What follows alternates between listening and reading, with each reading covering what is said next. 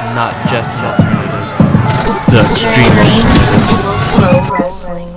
What's good, everyone? This is the XVPW podcast, and today's guest, I got the legend, the man who basically is a perfectionist when it comes to Ka, the legend Ray Geddes. Say what's up, Ray.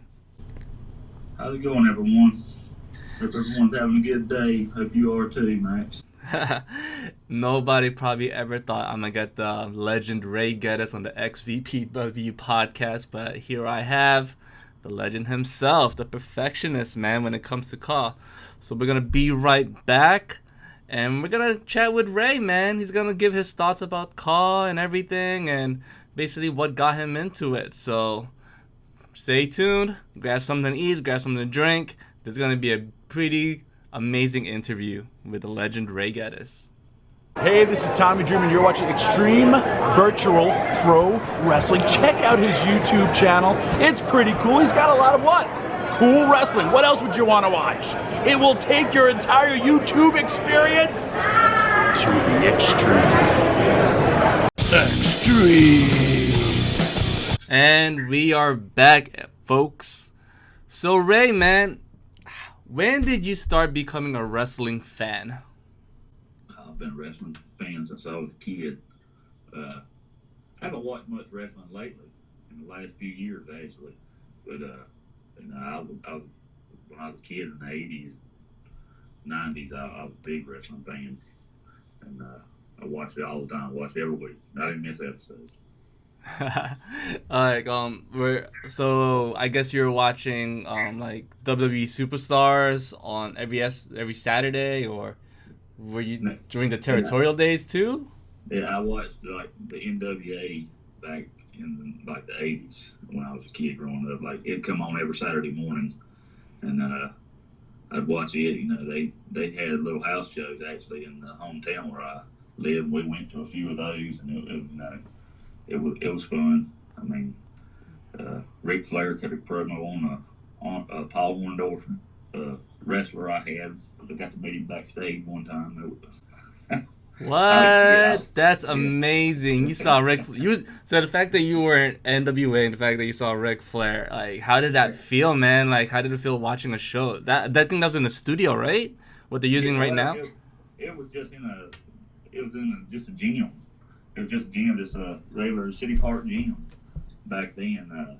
Whenever they had it, and but you're right there, very close to the action. No matter what seats you had, you still had good seats. That's awesome. How did it feel? How did it feel meeting the Nature Boy? Like that must have been give you goosebumps. Awesome. I wasn't probably 5, 6 years old, 7 years old at the time, if I was that old. But I was a big Paul Orndorff fan. Mm-hmm. And I had one of his. They used to have these. They were wrestling. I don't want to say doll. Yeah. But they were wrestling figures, and I had one with me, and he took it away from me. We went back there and met him like a pre-show, and he took it away and cut a promo on. Well, Mr. Wonderful, I didn't know you was gonna be here tonight. Woo! Oh man, if only there was footage of that. That'd been amazing. So what else, man? What do you think of? I guess you're during the Attitude Era too, right? You're a fan of the Attitude Era. I'm a big Attitude Era fan. Obviously, I'm a big Stone Cold fan. The Rock, and I was more invested, I guess, in the characters during that time than I would be now, and that's why I hadn't watched it a lot. I don't lately. That's part of the reason why I just hadn't. The characters didn't hit me as much now as they did then. Yeah, I totally feel you. Yeah, I understand, man. Yeah. Maybe my age and maybe just whatever, I don't know, but they just don't hit me the same way they did then. Yeah, I feel like everything is not a carbon copy in a way, but very close. Like back in Attitude Era, you were able to tell, like, who's who and who stands out, the way they talk, the way they cut a promo. Like the fact that you have an Undertaker and a Kane, one that doesn't talk and one that talks, and they're both like almost kind of similar, but one did talk. The one that talked was like you listened. I kind of missed that. I kind of missed like the old Kane. And he never talked long. Yeah. If you look back at any of his promos, he might have talked like the longest I can remember seeing him talking about maybe a minute, and a half at the most. I mean, and that was so that was a long promo for him, and with Kane, he never talked to her unless he had that little throat thing he put on. Yeah. Kane, Yeah. I remember when the Hardy Boys didn't talk when they were with Michael Hayes. I remember. No, they didn't. You're right. Yeah, I remember that. I was a big fan. I think that's what made me like them more. It's like and I believe Jeff didn't really talk that much. Only Matt did. Matt talked more then. Yeah, I like that. I like that a lot. Edge, it's the same thing with Edge didn't talk. Christian didn't talk too. No, at first he didn't. Christian, Christian, I got to where I liked Christian way he talked. I mean, he could cut a promo. Whenever, I don't think he got enough credit. Yeah. He didn't really get a push until after Edge retired. He started getting his push. So I mean, I thought he was. I liked Christian myself. I mean, I liked it because he'd play off. He'd call it the peaks instead of the peaks. Yeah, the peaks. I'll be honest. I was never a Christian fan, man. I don't know. I felt like he was just bland. He was all right. He was okay. Oh, I mean, like I said, he wasn't my favorite. Yeah. But, I mean, he cut a promo better than they do nowadays, I think.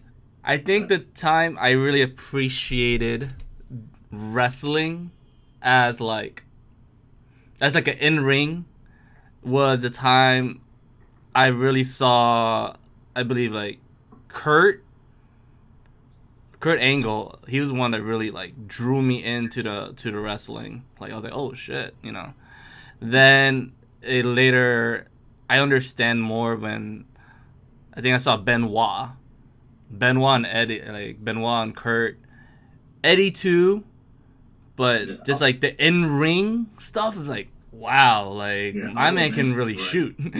Yeah, they were all great in ring. Yeah. It's unfortunate what the thing with Benoit. I was a big fan of Benoit too, so yeah. I hated to see that happen. Yeah. I never seen WCW. I wasn't privileged enough to have cable. Were you able to watch WCW? Oh yeah. Yeah, I used to watch both of them. I'd watch flip between the Monday Night Wars. Yeah. I'd flip back and forth and watch a little bit on WCW, then I'd watch a little bit on WWF.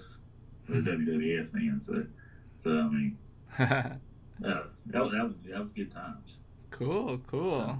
Were you able were you like a fan of Goldberg? Oh yeah. Yeah. Definitely. Yeah. I mean, I think everybody was a fan of Goldberg. But, nice. So I got a question, man. Who are your your top fives, like influentials? Who are your top fives for wrestling? For call or no for wrestling, for wrestling. Well, I was a big Paul Orndorff. Okay, that's one. I was a big fan of him. I like Psycho Sid. Ooh, Sid Justice. Yeah. Stone Cold. Mm-hmm. Rock. And I don't know. I mean, I liked Orton, I guess, and I still like Orton to this day, even back then. Oh man, if my man keeps this up, he'll be in my top 5 for sure. Like sooner or later. Yeah. So I mean, that's my top 5 for who I like, and they're all kind of similar characters. I like Goldberg pretty good, but you could throw him in there whenever he was going on his long streak and all that, and I mean it just that's what my top guys. Like I said, they're all kind of similar guys, except for Paul Orndorff. I don't know why I like him so much, but I did. You know what? After this podcast, I'm really gonna look up Paul Ondor for you. I'm gonna see like, who is this guy? Because I don't know him, you know. But I'm gonna look him up, and I'm gonna just hit you back up on Facebook. Like, you know what? He is pretty good. And he was real flamboyant. Yeah. Yeah, I mean, he's big, ripped guy. Mm-hmm. But he was real flamboyant. But he could cut a good promo. And he'd get you interested in it. He was a heel. He was a heel, though.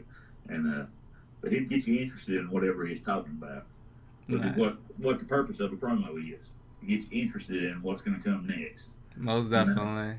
Yeah. All right. And we'll be back. And next, we're going to talk about how Ray Geddes got started in Caw. We'll be back, folks, with Ray Geddes. Hey yo, say hello to the bad guy, Scott Hall. Stay tuned for Xtreme Virtual Pro Wrestling. You don't want to miss it. Xtreme. XVPW, you asked for more and you got more. You got One Night Delight. Brought to you by XVPW's second biggest acquisition, Showtime. If you haven't seen it yet, you gotta. Taking McKendro outside of the ring. It looks like Mikey Truth is planning something extreme right now. High risk, high reward, and what a flipping senton by Truth. No matter what I say on the mic, no matter what I do in and outside of Caw, when I walk into that ring, I give 120% each and every single time. His lock, going for that false flag, but no, he didn't hit it. Rochambeau counters. Oh no, he's going for that Savior's lock. The Savior is taking us and the audience to church right now. He is taking us to church. And you, just like the rest of them, will fall to the bad dude drop. And all your favorite Caw wrestlers are there. All of them from El Dorado. What's the other one called? COH. See all your favorite Caw wrestlers like Brett, Mike Truth, Rochambeau, and M Accuracy. You like that, right? Because they couldn't get over in their own federation, they got to get over on ours. Well, anyways, doesn't matter. One Night Delight. All right, welcome back, folks, to the XVPW podcast. Before I get interviewed with Ray, I just wanted to let you know that we're gonna have a new episode out of XVPW's One Night Delight this Monday. All right, so Ray, man, how and like what got you started in Caw?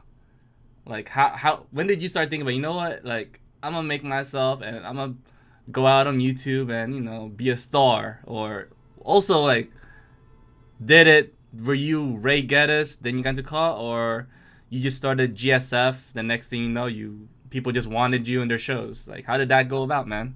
Well, I actually started Caw with a group of my friends.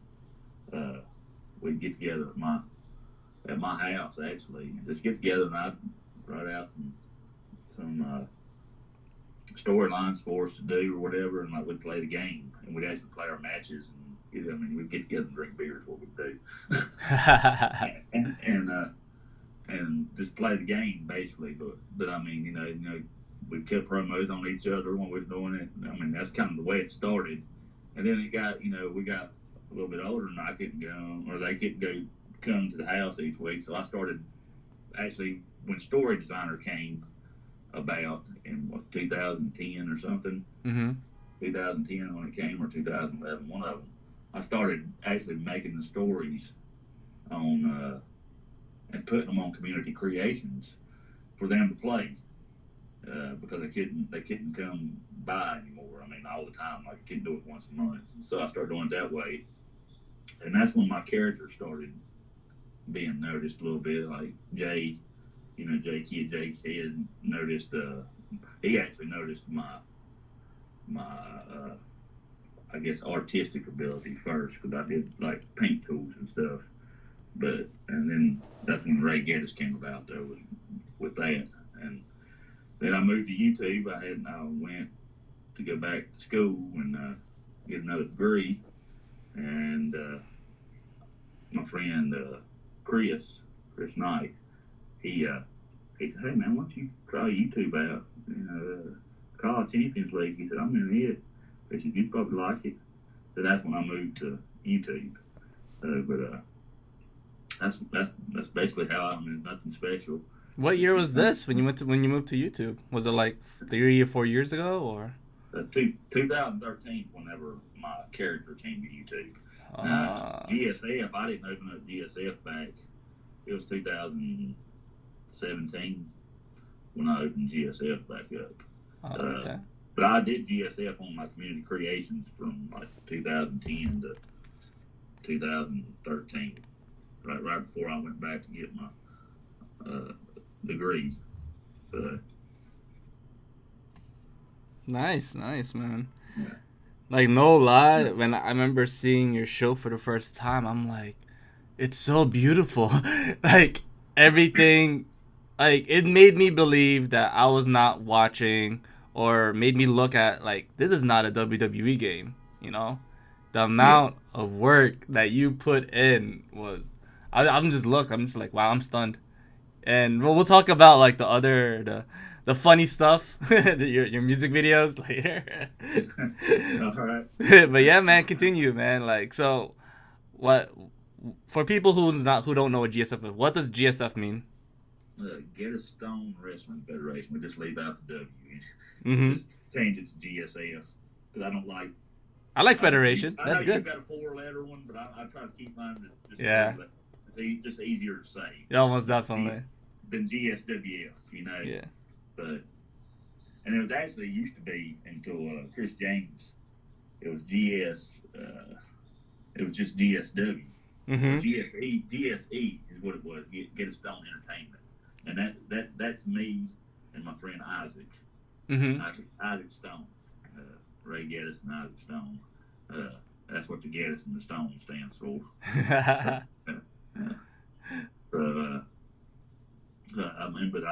It used to be GSE, and my friend Chris James, he said, hey, why don't y'all just change it to the F instead of the E? And I said, all right. I said, we can do that. And that was right before I started putting on community creations. Mm-hmm. When he said that, mentioned it to me. So it's been GSF since like 2010, 2011. But I didn't make anything for a long time with it until I brought it back in 2017. And I wanted to do highlight reel then, but you couldn't change the angles and stuff on it with highlight reel. Yeah. With the highlight reel at that time, you could put it in, and you had different camera angles with the highlight reel. Mm-hmm. You couldn't get it as close to the action as I wanted it to be whenever I put it out. So I used it some, but I didn't use it. I used it sparingly in that first year or the first 3 episodes, and then like the 4th episode, and then I call them FPV, free per view instead of pay per view. Because I'm not making any money off of it. So. Yeah. Yeah. See, I like it. You use like your logic in doing these doing these shows. Basically, you use like real logic. Like in the next season of XVPW, I'm not gonna say pay-per-view no more. Cause I was like looking at it like it's not really pay-per-view. I'm gonna call it the last episode or some shit. Well, most people call it CPV for like click per view. So and I didn't know what it was called. Yeah. I knew that CPV, but I never knew what it stood for.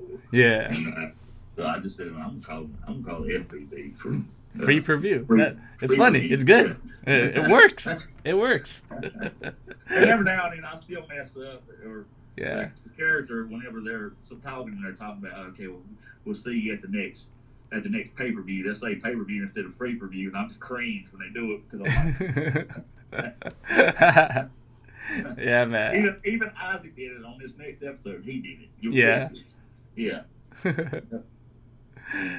Awesome. All right, man. So we talked about GSF. All right. So let us talk about Ray Geddes, man. Like the GSF, your call. Like, tell us about him. Like, what Was he past champion? Was he champion? You know, like, how does he get the respect that he has today, like right now? He's been champion just about every place he's been. I don't know. People started liking him back, like I said, when I was on Community Creations, and then I had a pretty big following that came about. Like even when I switched over to YouTube, and I don't know, people would comment, you know, and say they liked him or whatnot, and I guess people noticed that, and but he came in, and when I come in, I cut a promo or something. A lot of times I just come in and call out your champion. I know you're not supposed to really do that, okay? Mm-hmm. But I come at you pretty hard when I come at it in a promo. So I don't know, and I want you to say, hey, this guy keeps me overlooked, and that's the reason I do that. And I can't, we don't want to overlook this guy, and it that's basically what I've done. I mean, I did that. I've done that just about every place I've been. With ECW with Ryan now, I'm totally different with in his. I'm in a tag team together with Sean Walsh, and so it's a little different with ECW. Do you feel like your guy is a tag team guy? I can't imagine. It's like, no, he hasn't really been in much tag team, but I wanted to do something a little different with him. You know, I mean, I'd been to several different places, and he'd been the champion, you know, and so I want to do something a little different, and I'm enjoying that role with it. I really am, and I think that me and Sean have good chemistry together as a tag team. That's good. That's good. For cutting our promos and stuff. So I mean, it's going over well. I mean, there's some stuff that's going to happen within the next year that I'm not going to be anywhere. I guess I'm making my public announcement here soon. I'm going to be retiring my call from CAW or from call. Oh no! By the end of 2020, I'm still going to do stuff like behind the scenes and help people if they need. So is this? If they have a vision or something like, hey, I want to do this, but I'm not exactly sure how I can do this and put a visual with it. So I mean, I'll help people out with that, and I'm going to still do GSF. But as far as my guy being a competitor in the ring or being in storylines for championships and stuff, he's going to take a back seat. So can we extend an invite? Can we get like Ray Geddes for like an exhibition match in XVPW? I mean, it'll be great. I mean, I just feel like I've been doing this I've been on YouTube for 7 years now. Mm-hmm. So it's just my guys run his course. Yeah. I'm gonna do it. So. You know what? Just don't pull an Undertaker, man. Don't pull an Undertaker. Like, no, I'm not gonna keep coming back. No. Yo, can you imagine if Ray Geddes come back and out of nowhere, like he's not the same Ray Geddes? It'll just be like a demonic version of like Ray the Hat. That'd be cool. I don't know. That'd be cool. All right, man. So we're gonna almost finish this off. He's got one more question to ask Ray Geddes, and we'll be right back with the legend himself, Ray Geddes. This is Tito Santana. You're watching Extreme Virtual Pro Wrestling. Arriba! Extreme. All right, folks, and we're back. And oh my goodness, Ray, like this is his last year, man. He's gonna go on tour. It's like the farewell tour, man. It's like a Liger tour. So this is the Ray Geddes tour. I don't have any tours planned or anything. I've got a couple matches lined up. All right. For Kyle Stars, and I've got a couple things in CCL lined up, and that's about it. I don't even have anything for myself lined up in GSF. Yeah. As a send off, but he's gonna still be there. He's gonna be there as I guess one of the authority figures. So that's cool. Yeah. All right. So to finish this off, man, I just want to ask you, like, what are your like pros and cons of CAW? Like, you know, I guess we should just let it out, right? Like, tell us like the cons and the pros, and hopefully people in the future, whoever get into CAW, can listen to this and say, you know what? I understand where he's going at. I understand what he's saying. So yeah, man. Pros and cons as of what aspect? I guess on making a show, right? Yeah. Or like the stuff that grinds your gears. So like, I like that. That's cool. Then the grinding gears, okay, I don't like that. Like, you're getting constructive criticism into like making a show. Because I can look at your show and see no faults whatsoever. Because one, I look at the promos. Then I look at your YouTube content. And it's freaking amazing what you're doing. Just the originality that comes out of it. Like when I'm looking at it, like, okay, this is good. It doesn't bore me. I don't think that I'm watching a WWE game. I feel like I'm watching a legit YouTube show that entertains me and always draws my eyes into it. Like the first five, like if I can challenge myself, like if I'm watching a show, I'll watch the first 3 minutes, and after the 3 minutes, okay, this is good. I'm still watching. 3 minute mark, 5 minute mark. This is really good. It's capturing my eye. So. Well, one of the things there's only so much you can do. Like you do a good job with your green screen and stuff with live green screen. I don't know what it would be called. I guess it would be called live green screen. You do. There's only so much you can do within the game. True. Itself. Like if somebody's cutting promo, you don't have but three. If it's just one, I think it's three promos to choose from. You got the arm waving, the arm pointing, pointing, yeah, walking. Right? So, one of your best things to do if you're doing something like that, if you're going to do that, and I try to do it, I try to keep it the camera angle moving as much as possible. Yes. All right. So it's not stagnant. You're not sitting there like he might be doing the same thing, but you're watching it from a different view, and it'll look different to you just because you're watching it from a different view. Yeah, he might be having that same arm motion, but just giving it a different camera angle will make it look different. Especially if you actually understand like or creating the highlight reel, you can actually create the camera angle and you can make it go all the way back, all the way forward. Yeah. And people like mess with that. Yes, you can do that. You can make it. You can put that in a highlight reel. That's another pro that I like because on 18 and 19, I haven't messed with 20 because 20 is just a wreck of a game. 20 is a hot mess, man. Even I purchased it, and I'm just like, God, I gotta make season 3 out of this. Jesus. Yeah, it's a wreck of a game. I didn't buy it. I waited to see what was going to happen. Everybody gave it bad reviews from what I've heard, so I didn't even mess with it. But 18 and 19, it's got very good flexibility on both of those highlight reel stuff and the cutscenes.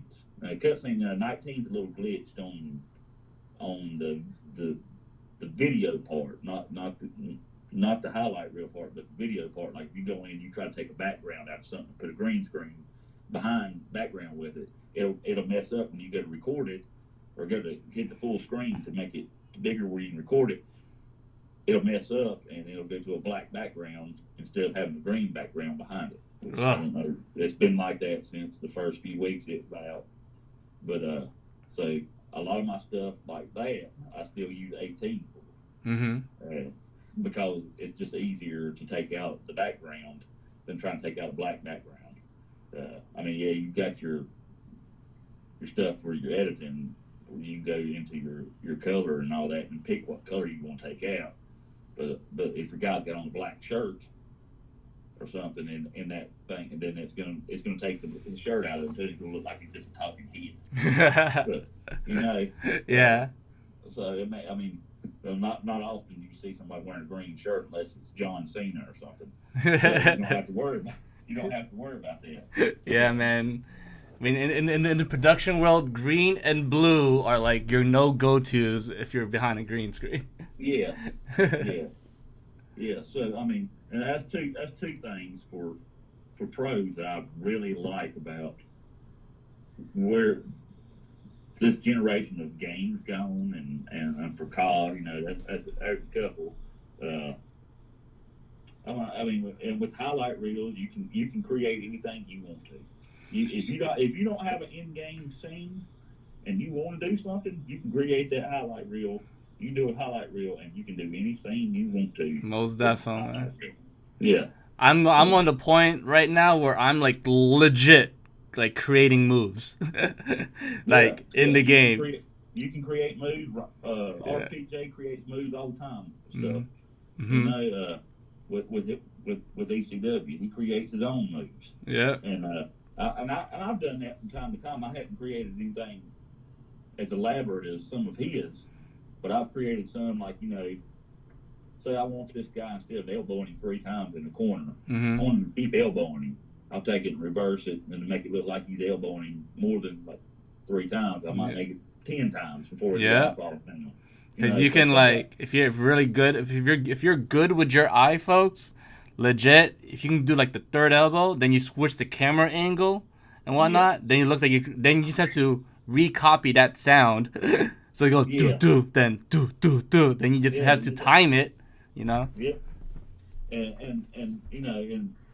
And I've been working more with mine doing. I'll use the in-game sound, but I add a lot of sound effects to it as well. That's awesome.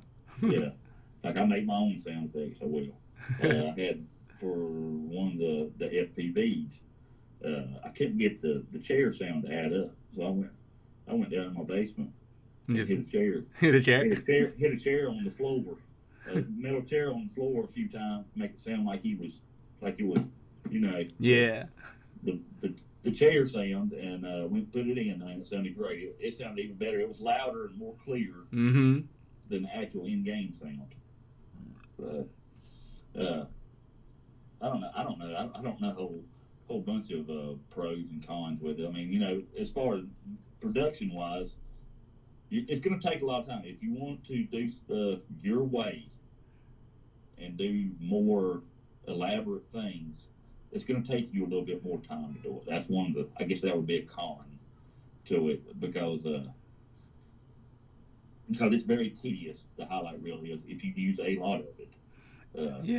But it's all worth it, I believe, in the end, right? Like, all right, so for a normal match, for me, right, without using highlight reel, like, people, I guess, don't understand.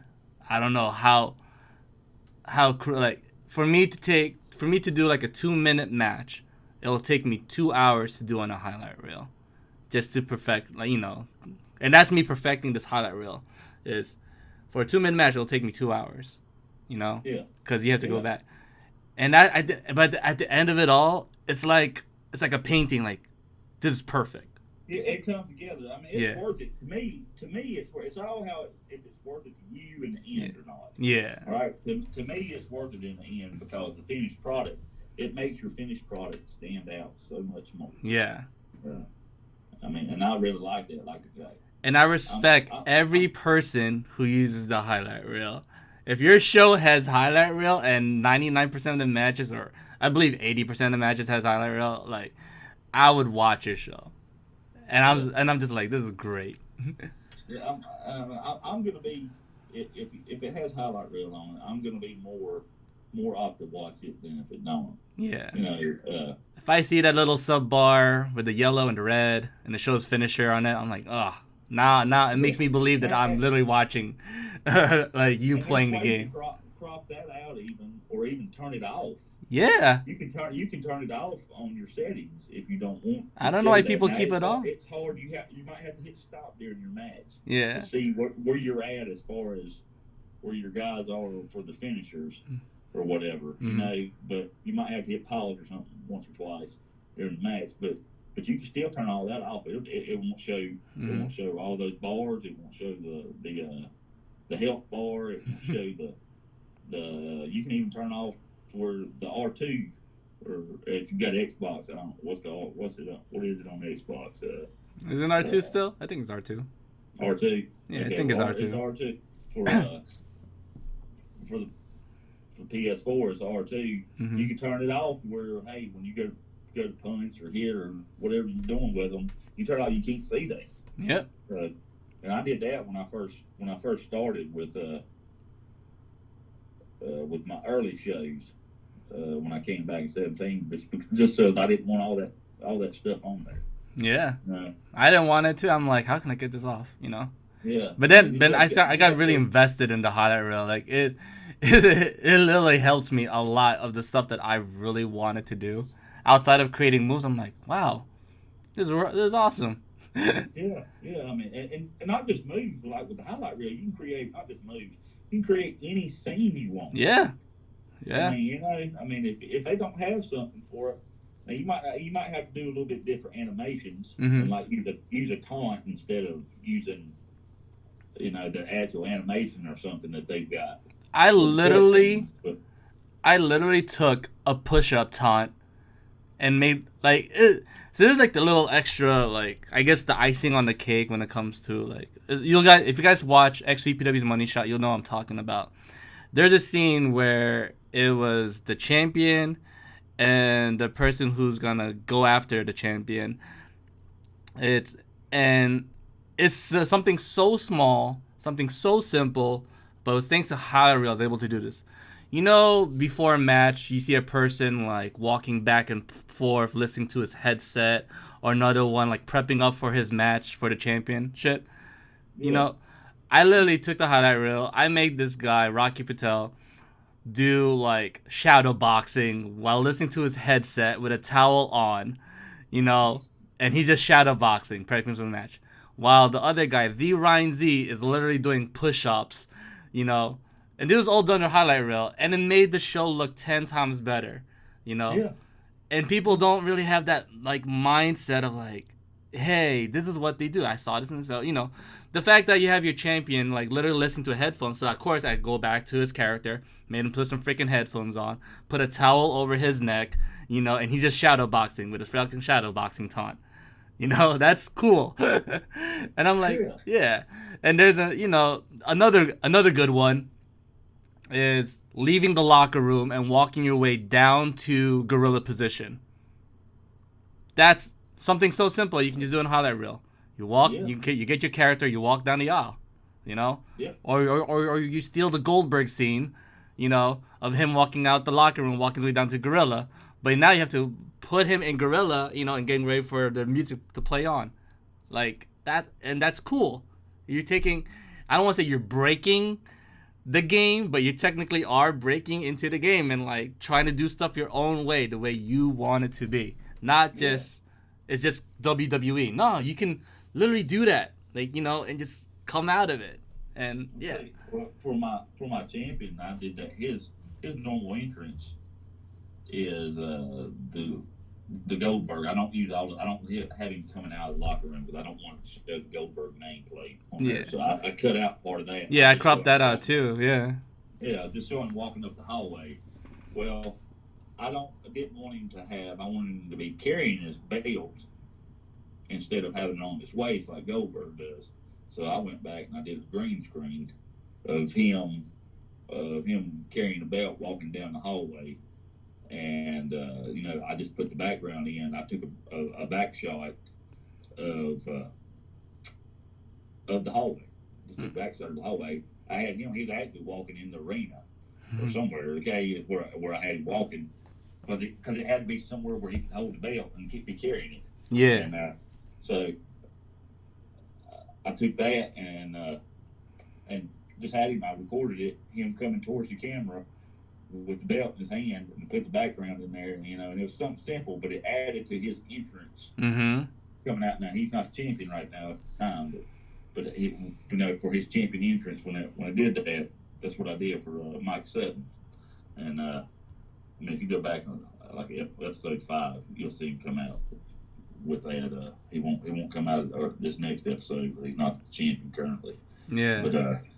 But I did that. I mean, that's just a little something I wanted to do, just to add to it, to his entrance. But I didn't want him to have the belt around his waist like Goldberg. So I wanted him to be carrying it because as he comes out to the ring, he's carrying his belt I didn't want him to have it on his waist. Yeah. Coming through the ring and then have it in his hand as he's walking down the ring. Exactly. You see the small little details and be like, no, this doesn't make sense. Like, why is he wearing it when he should be carrying it? You know, exactly. Yeah. I do that a lot. I just look at stuff and I'm like, how can I change this, you know? Because you just want everything to make sense, you know? So, yeah. And I'm nitpicky about things. I mean, you know, I'm pretty nitpicky. I mean, I probably shouldn't be as nitpicky as I am about it, but I am. Nah. I could tell you right now that, bro, like, you're an artist. So you need everything to look perfect. You're perfectionist, man. I know I am too. You know. Yeah. I look back at my old XVPW stuff. I'm like, ugh, this is so cringy, but it's so funny in a way. You know. I look at it, like watching my first season, like, ugh, I did this. But then I'm like, okay, like when I look at season 2, okay, this is better. You know. Especially for commentary, I'm very nitpicky my commentary. And your goal overall should be getting better each year, each episode or each year as you do it. That should be your ultimate goal. That's what I try to do. I try to do something on each episode that either I haven't seen in COD or you don't see much of. You know, if you do see it at all, like I don't want to give away stuff. I'll tell you about it if you want to hear about it after we get off air here. But you know, I'm doing a couple different things on this next episode that I've never seen done. You know, that's going to happen. And I've got a match that's coming up that they took this particular match out of the game a few years back, but I was able to pull it off because of highlight reel. Nice. Yeah. So I was able to pull it off. This special referee match. Wow. Yeah, special referee. Special referee. Watch out. Yeah. So I mean, you know, and I've actually got the guy that's the special referee counting the referee in it. That I can only imagine how much it took you. Like probably like five weeks to do this match just to get it perfect. It took me a while to do it, yes, it did. And it was one of those, and I told you my laptop crashed. Yeah. I had everything on it done. Oh, man. My laptop crashed, so I was really... Oh, God. I had it all done. It was the first one I did because I was interested. I wanted to... Hey, I'm going to get this. I've got this planned out. I want to get it done. It took me God knows how long. So you did a special referee, right? I can only imagine. That took you like months. It took me at least 3 weeks to do like a 5-minute hardcore match. Cause I got to make sure that the chair is always out, right? It has to be exactly where it was. Now I have to move this freaking table. I got to make sure like each table spot's on point. And I got to make sure like that 40 seconds count, because Lord knows if it's cropped out and whatnot, I got to start over. You know, like, ugh. And hope this game does not crash, because Lord knows if you put a lot of stuff on this, like, you know, just to highlight it so it doesn't crash. I don't know. It's crazy. Like, I dreaded doing hardcore matches, but I have to do it to please my fans. And of course, it can't be Extreme Virtual Pro Wrestling without that extreme factor of okay. Well, you gotta have some hardcore. You can't be extreme without man. Hardcore matches. Jesus, curse me for calling it Extreme Virtual Pro Wrestling. But man, you did a special guest server rematch. That's crazy, man. Oh man, I'm actually gonna look forward to that. I gotta see this. Yeah, I mean, it turned out. I had a plan going into it, and I didn't know if it would work or not, but it turned out better than expected. Yeah. You know, a whole lot better than expected. And so, you know, I mean, I think everybody will like it. If they don't, then, you know. Fuck them. I'll try again. I'll try again with something else. Hey, you got a fan right here, man, so that's all that matters. But yeah, man, anything you want to plug in? Anything you want to say to finish this interview off, man? I appreciate you having me, man. I appreciate you talking to me. It's been a while. Like, I've been wanting for a while, so I'm just like, I gotta get him. Yeah, and I appreciate it. It's been fun. I think we've talked about stuff. I like talking about production and about stuff like that anyway. So, I mean, kind of pep me up with all that. Mm-hmm. You ever gonna go back and be like, you know what? If I'm doing this in the game, you want to do it in real life? You want to like do production in real life, or do you do production in real life? I don't know your personal background like that. But. No, I don't. I just like. I think it's cool. I think doing all this stuff here is it's just fun. It entertains me. Yeah. You know? This is your. Yeah. Is this your hobby? Like, you know, this is like your fun hobby, like. Yeah, that's just a fun hobby for me. But I mean, it entertains me. If I can find something to entertain myself, then it keeps me out of trouble. Exactly. That's all that matters, man. Yeah. All right, man. Well, you know what? This is, I guess, you guys heard the announcement. This is Ray Geddes, like 2020 is his last year. He's gonna go off to the sunset, chill with the Undertaker, you know. But yeah, man, I can't believe we're losing you. But you know what? You did it, man. You did it. Hall of Famer right here, right? I guess you're a Hall of Famer now. I guess. Yo, if nobody does not do a Hall of Fame for this guy, I'm gonna be the first one to do it, and I'm gonna like mail him like a friggin' like AMC gift card or something. Yo, if nobody does not. I don't know if there's a Hall of. Is there like a Hall of Fame for Caw? I don't know. Is there? Yes, the Caw All Stars. The Caw All Stars. Yeah. All right. Sean picks people each year. Yeah. To be in it. Yeah, I swear to God, oh my God, if you're not in that Caw All Stars Hall of Fame, I'll personally do an XVPW one just for you. You know. Well, I appreciate that, bud. All right, man. This is Ray Geddes. He's it, man. Any plugins you want to do, bro? Any what? Plugins, advertising your show, all that stuff. Nah, it don't matter, man. GSF. I don't even know. I can't even think of what the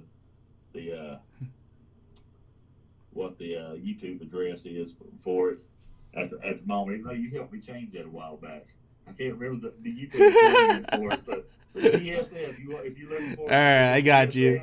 Check out YouTube right now. GS Federation on YouTube. It's literally the top video you'll see.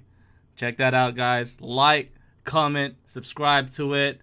Hell, man, like share it, man. This guy's content is unbelievable, man, and it should get the amount of views that it should get, which is like 500 plus, man. This guy puts in a lot of effort. And not only that, he does tutorial videos of how to make your show better. Yo, check it out. And let's not talk about that. Let's not forget about the music videos. That shit's funny. Check out his music videos too, man.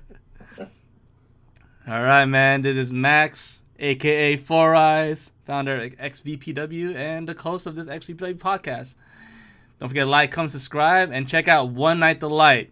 What's up, everyone? Josh Matthews coming to you from Brooklyn, New York. I'm eating Skittles, drinking soda, getting ready for the show. And the one thing I like to do while I get ready for the show, while eating Skittles and drinking soda, is go to YouTube. And I go to Xtreme Virtual Pro Wrestling all the time. Check out the videos. Love it. You guys should too. Subscribe, like, make comments. You guys know what to do. Share. Xtreme.